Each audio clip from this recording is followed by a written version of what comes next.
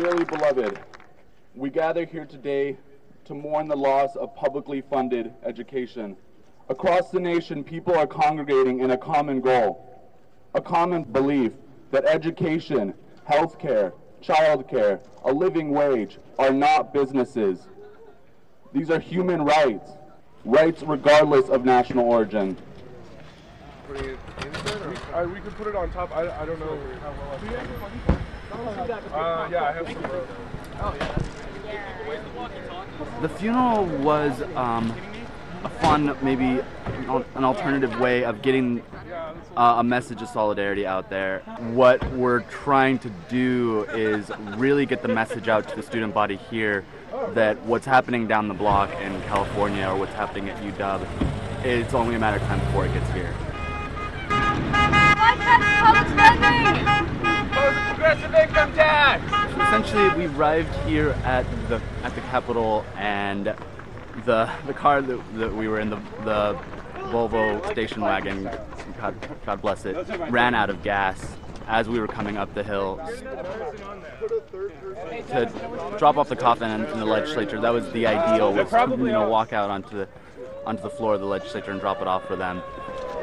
The coffin's not coming to the building. Can you tell us why we can't bring the coffin into the building?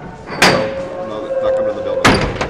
That wasn't an option. They asked us to leave the coffin at the front, and in place of that, we went in there and decided to go onto the balcony and hum our modern rendition of Amazing Grace. After that, they started to escort those that were singing out of the Senate, and we continued to sing as we walked out. And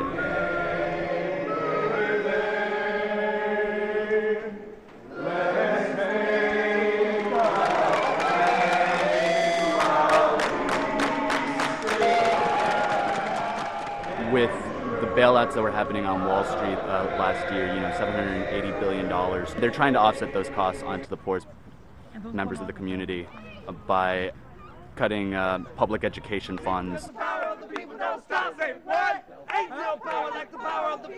That this movement isn't happening in a vacuum. It's part of something much larger, and it's really about corporate domination in our country. We're here to let them know that we're not going to stand for that, and that we know what's going on. And by doing that and holding rallies like this, I think that it's about students really feeling like that they deserve to have their voices be heard, and that they have a right to. And we've definitely lost track of that. Okay, death to Capitol! Over the past few years. One more.